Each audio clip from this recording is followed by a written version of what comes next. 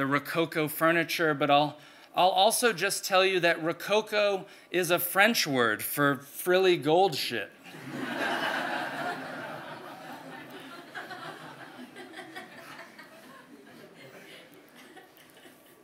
The greatest compliment that I've ever received from someone who came on our tours came from a friend of mine who directs music videos.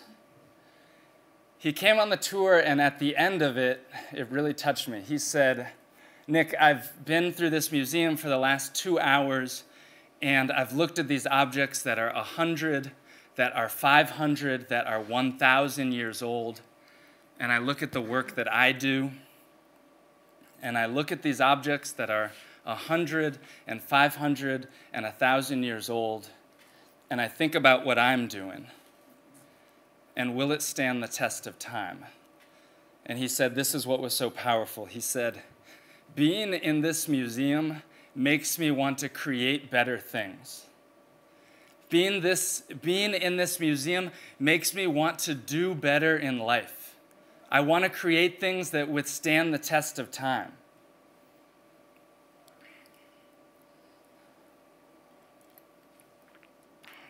My favorite piece in the entire museum, the number one thing I want to steal, is an Egyptian work. It may look new to you, but in fact it's over 3,000 years old. It's called Fragment of a Queen's Face,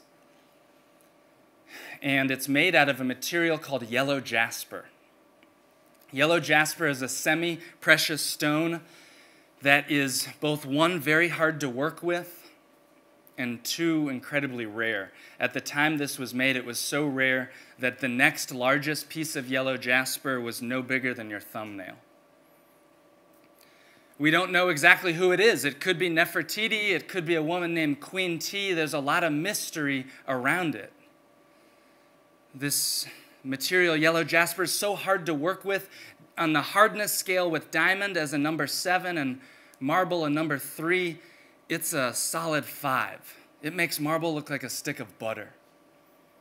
I was talking to a curator about this piece, and I told him I'm obsessed with this object. And he said, more incredible is that we have no clue how it was made. The level of detail on the lower lip, we don't know how it was made, and more so, we have no surviving examples of the tools that could have been used to create it. This woman was listening to us, and she stuck her head in, and she said, "I bet it was the aliens